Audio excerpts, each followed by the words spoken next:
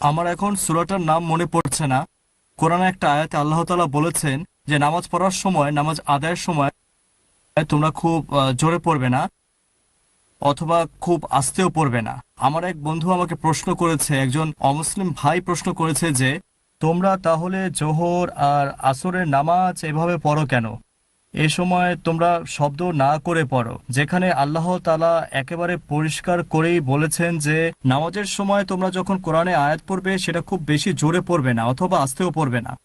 ভাই, আপনি প্রশ্ন করলেন যে সূরা ইসরা অধ্যায় নম্বর 17 আয়াত নম্বর 110 বলা হয়েছে নামাজ পড়ার সময় খুব জোরে পড়বে না, খুব আস্তেও না, মাঝারি আওয়াজে পড়বে।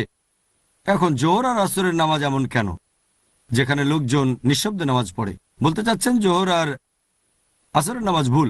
মনে করেন কোথাও পরীক্ষা হচ্ছে, উদাহরণ দিচ্ছি যাতে সবাই বুঝতে পারেন আপনারা, যেমন 2+2=4, ছাত্ররা স্কুলে যাচ্ছে। ধরেন একটা পরীক্ষা হচ্ছে, প্রথমে টিচার বললেন যে পরীক্ষার সময় হচ্ছে 3 ঘন্টা।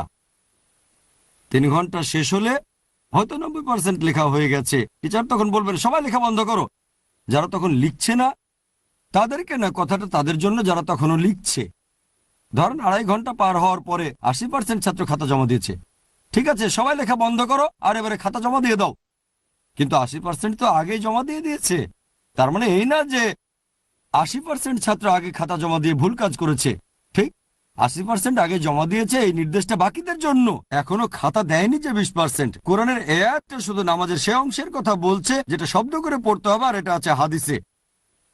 খুব জোরে বা খুব আস্তে পড়বো না, সেই নামাজ যেগুলো শব্দ করে পড়তে হবে, এটা আছে সহিহ হাদিসে।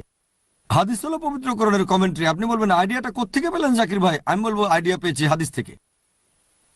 আইডিয়াটা আমার না, উদাহরণটা আমার নিজের। হাদিস এভাবে বলছে না লেখা বন্ধ করো, সবাই খাতা জমা দাও। উদাহরণটা আমার নিজের, আপনাদের বোঝানোর জন্য। হাদিস বলছে এই নামাজ শব্দ করে পড়বে, এই নামাজ নিঃশব্দে। কথাটা কি কোরআনে আছে? না।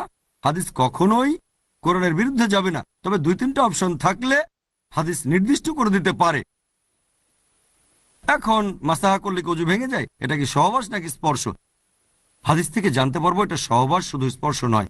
আমি আপনার সাথে একমত যে সব নামাজকে জোরে পড়তে হবে নাকি কিছু নামাজ। হাদিস পড়লে আমরা জানতে পারবো কোরআনের কমেন্ট্রি, এটা কোরআনের বিরুদ্ধে যাবে না। আমি উদাহরণ দিচ্ছি যাতে বুঝতে পারেন যে পরীক্ষার হলে 3 ঘন্টা হয়ে গেলে টিচার বলবেন সময় শেষ, সবাই খাতা জমা দিয়ে দাও। সবাই কিভাবে দেবে? 80% তো আগেই দিয়ে দিয়েছে। কথাটা তাদের জন্য যারা জমা দেয়নি। তাহলে কোরআন যখন বলছে নামাজের সময় খুব জোরে বা খুব আস্তে পড়বে না, মাঝারি আওয়াজ করে পড়বে, এটা সেই নামাজ যেগুলো শব্দ করে পড়তে হবে। পরিষ্কার হয়েছে? আশা করি উত্তরটা পেয়েছেন।